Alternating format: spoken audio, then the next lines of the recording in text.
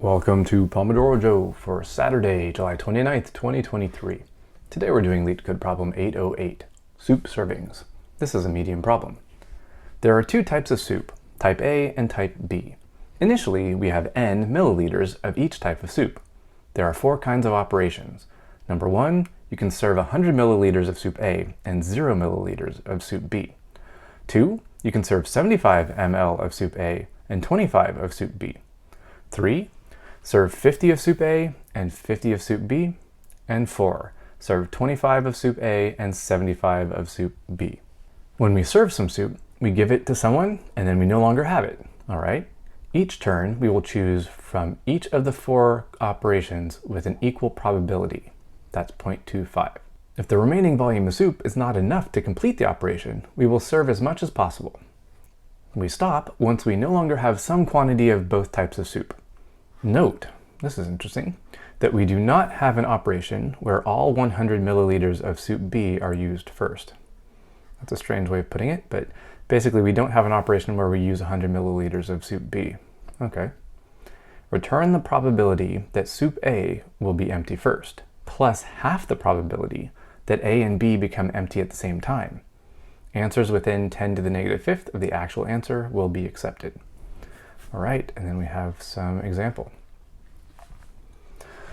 Oh man, this one's actually super tricky.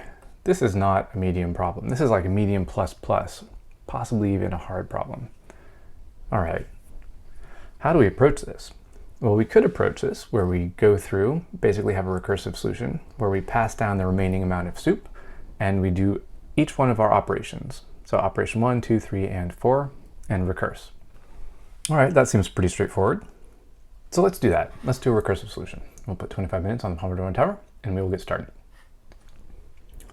All right, so we'll start with some recursive function here. Def soup servings recurse. All right, now we'll want to know how much of soup A we have and how much of soup B we have. And we'll have to know the probability of reaching this. So what's the probability of getting to this point? All right. So at this point, we need to do our base cases. So we have 2, maybe 3 base cases. Let's see. If A is 0, so if we know we're out of A and B is not 0, so B has to be greater than 0, well, in that case, the A ran out first. So that's one of these cases we're looking for. Probability that soup A will be empty first. So if A is empty first, great, we can return the probability here. Okay, so we get to this point where A runs out first, we just return that probability. All right, let's check now to see if they run out at the same time. If A is 0 and B is 0, that means we ran out at the same time, so we'll return half the probability. So 0.5 times probability. And finally, the other option is B runs out and we don't return anything. I guess we return 0. So if B, I guess we just need to check if B is equal to 0, then we can return, then we return 0. So if B is equal to 0 here, that means A is greater than 0, and now we've run out of soup B. We don't return any probability in that case, so we return 0.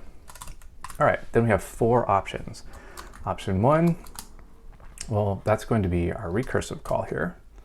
We're going to remove 100 milliliters of our soup A and 0 milliliters of soup B. So this will be A minus 100 and B. And we have a new probability, which is this current probability times 0.25. So it's the probability of getting to this state, and then each one of our options is 1/4 of the possibility of going to the next state. So we have 4 operations. That means we have to multiply our probability by 1/4, or 0.25. Okay, so this is option 1. Now, one thing, this could go negative, so we really should put a max check here. We need the maximum of A minus 100, or 0, because we don't want to go below 0. All right, we might need to address this later. This could be very expensive. So this is option 1. Then we have option 2, 3, and 4, and these are going to be very similar. So option 2, 3, and 4. Let's just do this here. Let's see. So option 2, we're going to have A minus 75 and B minus 25. So a minus 75. And b, oh, we have to do the same with our max here. So I jumped the gun. Yep. So we need to do b minus, whoops, there we go. B minus 25 or 0. We don't want to go below 0. All right, so let's grab this internal here because we're going to use this more.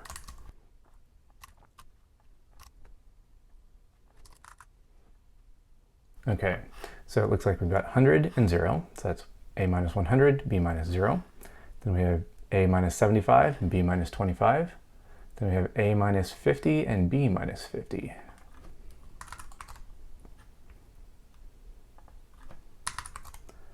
Then we have a minus 25 and b minus 75. All right, so these are our 4 options. And next, our probability that we return out here is just the sum of all of these probabilities. So we'll just return option 1 plus option 2 plus option 3 plus option 4. All right, so we're going to go down, try each one of these possibilities, figure out what's the probability, and then our return value is just the sum of all those probabilities. All right, and what else do we need? I think that might be it. Now out here, we have to do our initial call, so our result will just be equal to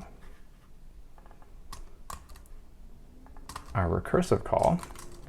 And let's see, we have n of soup A, n of soup B, and we basically have a 100% chance of being at this state. And then we just return our result. Okay, so this should do it, but this is expensive. We can try caching this, but let's try this just as it is to see if this works. Okay, so this works. Let's submit this and see how we do. It's probably not going to run in the time that we need, but we'll check it out. Okay, time limit exceeded. And we don't do very well. We only beat 10 out of 41 test cases, but we'll grab this test case, add it to our list here. And then let's see, how can we speed this up? Well, one thing we can do is some caching. So we can just add cache here. So this is the cache decorator. You'll find this in your, let's see, what is this? This is in FuncTools library.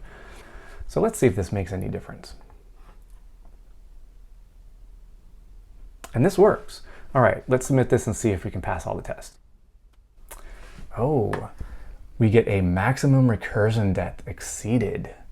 So what does this mean? This means we are calling this too many times. We're recursing way down this list, and we reach some maximum recursion depth.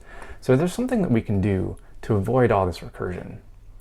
Well, there's a couple things. And this is where it becomes more of a hard problem. This is where it goes from a medium type problem to being a hard type problem. So one thing, we're just calling recursive calls from inside this function over and over and over. And we're starting at n. We could also start at a lower value, some value closer to the beginning of our ending, I guess. Something closer to where a and b are going to be 0. If we start lower, then those recursive calls will have, I guess, fewer levels down to go. So that way we won't reach our maximum recursion depth. Then when we get to the higher levels where a and b are higher numbers, we've already cached the results from these recursive calls. So essentially we can avoid having this deep recursion by pre-calling a bunch of these lower values first and caching their results. So we can try that out here. So let's precede some of our cached results here. So for some value of soup, we'll just call it x. In range, let's see, we need to go up to n. So we'll go up to n, but we want to start low. We don't necessarily want to start at 0. If we start at 0, we'll get a bunch of these. So let's start at like 25, because it looks like the last one that we'll get to will be 25. Now, that's not totally true, because we could get to points where, for example, if the starting input wasn't on a 25 boundary, then if, let's say the total input was 123, then when we get down, we'll subtract 100, 75, 50, 25. We'll end up with like 23 as our last number, and then we just use up that amount of soup.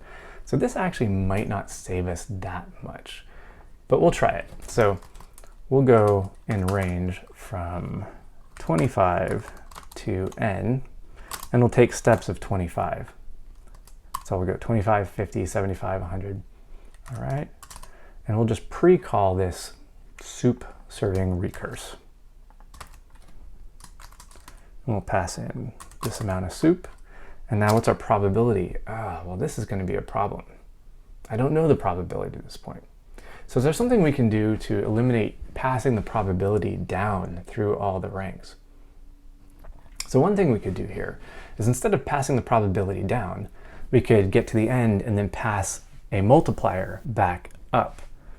So instead of passing down this probability, when we get to a is equal to 0 and b is greater than 0, the multiplier for the probability of getting to this point will be 1, because we're going to basically use the entire a will be empty first probability, so our multiplier for this will be 1.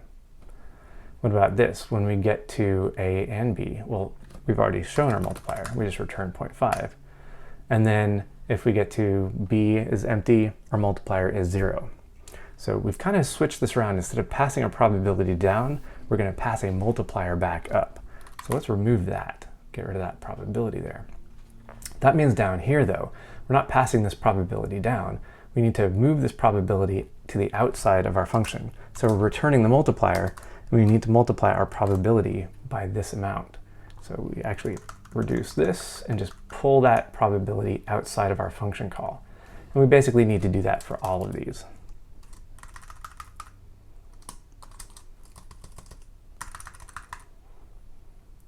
All right, get all of these out, pulling the probability out. And one thing you'll note, since we're multiplying all of these probabilities by the same multiplier, I should switch that around.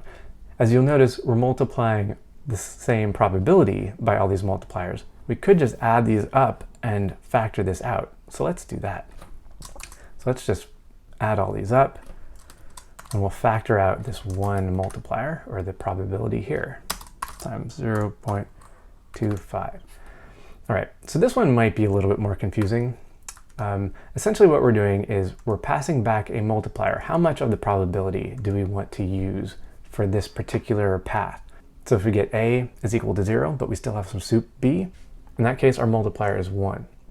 So if a and b are both 0, then we use 0.5 as a multiplier, because it says here we'll add half the probability that a and b become empty at the same time. And if b is 0, then we don't use any of that probability, so our multiplier is 0. Okay, so this is a little bit confusing, but hopefully it makes sense. Okay, so we'll do this. We're pulling this multiplier out. All right, so instead of passing our probability down, we're returning a multiplier back up. So this should also help with our caching, because fewer arguments on the input means fewer permutations of these arguments, so there's fewer things to cache. All right, so let's actually try this without our preceding here. Let's try this just to see if this makes a difference. Oh, I forgot to update this guy down here. Okay, let's try this. Okay, so now we're passing, and we're passing the one test case we weren't passing before. Let's try this. Maximum recursion depth exceeded. So we're still exceeding our recursion depth. So I think we do need to go back to our preceding here.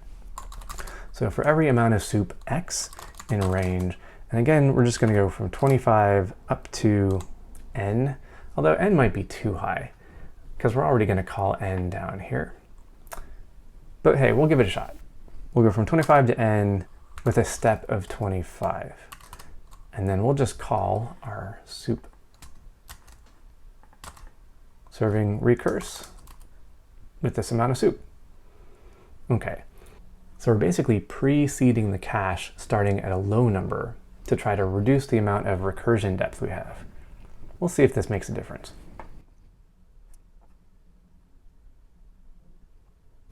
Okay, now we have a memory limit exceeded. Okay, we're passing more, 20 out of 41, but now we've run out of memory. One thing is probably this cache is getting too big. So this is our final piece of where can we fix this, or where can we make this a little bit better. And that has to do with, again, this is where it goes from being a medium problem to a hard problem, it does say answers within 10 to the negative fifth of the actual answer will be accepted. This is where a little bit of math theory comes in. So because we are reducing our A by 100 milliliters every time, but our B by 0, so A is definitely going to be depleting faster at least 25% of the time.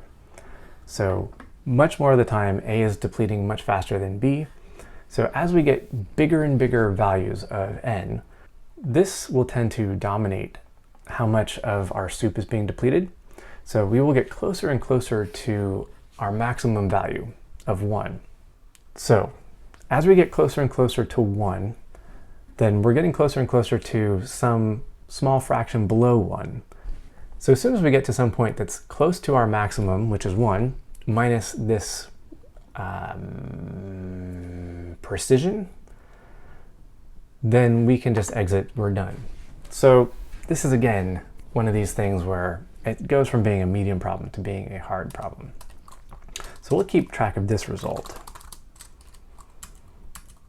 And if this result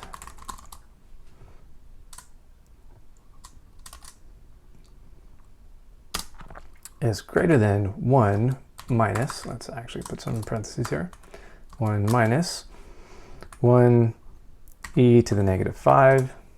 So if we're actually so close to the answer that our precision doesn't make any difference, like doing any more recursion won't actually help us, we'll just return at this point. And we can just return 1. Well, we can return result. That's fine. Let's try this. Okay, and now we're passing. Let's see if we can pass all the tests. And we pass. We don't do great though. We only beat 11% for runtime and 6% for memory. So yeah, we do not do very well. All right, let's jump back here really quick. There are a couple things we can do. These max functions, these are going to be expensive, and we're doing a lot of them. So instead of doing these max function calls, let's just allow A and B to become negative. So in that case, if A is less than or equal to 0, and B is greater than 0, then we'll return 1. If A is less than or equal to 0, and B is less than or equal to 0, and then if B is less than 0. So now we're allowing our soup to go negative, but we'll be returning if they ever do, so it's okay. So let's just allow those to happen, and we can get rid of all these max functions.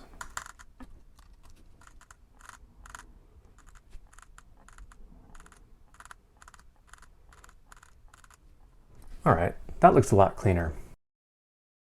All right, let's submit that and see if this gains us anything. Let's see, we do a little bit better, or do we? Yeah, we do a little bit better. Now we're up to 23% for runtime, 6% for memory, so yeah, a little bit better. All right, let's jump back here. What else could we do? So one other thing we could do, and this is something I learned from looking at, if you look at this editorial, this has some great information in here. So I would recommend you read the editorial. If this doesn't make sense, check this out. It should make sense. So one thing they do is they actually divide all of these values by 25. As you notice, every value is divisible evenly by 25. So you can actually just divide all of these values, including your n, by 25, and just work with smaller integers. So 100 becomes 4, 75's become 3, so on and so forth. So that might save us a little bit. So let's try that here. We have a little bit of time. All right, so I'll have a new n. That's just going to be, let's see, n, we'll do a divide by 25. And then I want to round that up. So I'll take the ceiling of that, because if we have a fraction of 25, we still get one more serving of soup out of it. So we'll take the ceiling of this. In that case, we'll go from, let's see, 1 to the new n, and we'll just go by ones. All right, and in here we'll pass new n, and that does mean we have to update all of our values here. So instead of 100, this is 100 divided by 4. Oh, sorry, 100 divided by 25 gives us 4. This is 3, 2, and 1 serving, and this is 1, 2, 3 servings. And everything else can remain the same. All right, let's give this a shot. Okay, that still works. Does this give us any better performance though than just using the regular values? And it looks like, whoops, what is that? That's cool. Looks like we have the exact same value, 23%, 24%. It's basically the same. It doesn't actually save us that much. All right, with our 1 minute left, let's jump in and see how other people solve this. We'll just jump to the top. How do other people solve this one? Interesting. Looks very similar. Instead of using cache, they're using LRU cache, which actually might help with some of the memory issues. They've got basically the same thing. A and B, both less than 0, return 0.5. A less than 0, return 1. B less than 0, return 0. 25 times all of our recursive options. They're doing the exact same thing with this one early out. If n is greater than some amount, they just return 1. And that's essentially what we did with our check down here by doing our pre-caching. They're just doing it a little bit more hand-wavy, just saying, okay, if we have some really large value, and time is up. So they're just saying if we have some really large value for n, we already know that we're going to surpass this result being past its precision, so we'll just return 1. So we could save a little bit of time by doing the same here. All right, I've gone on way too long. Hope you enjoyed this, hope you had fun, hope you learned something, hope you can go out and write better code.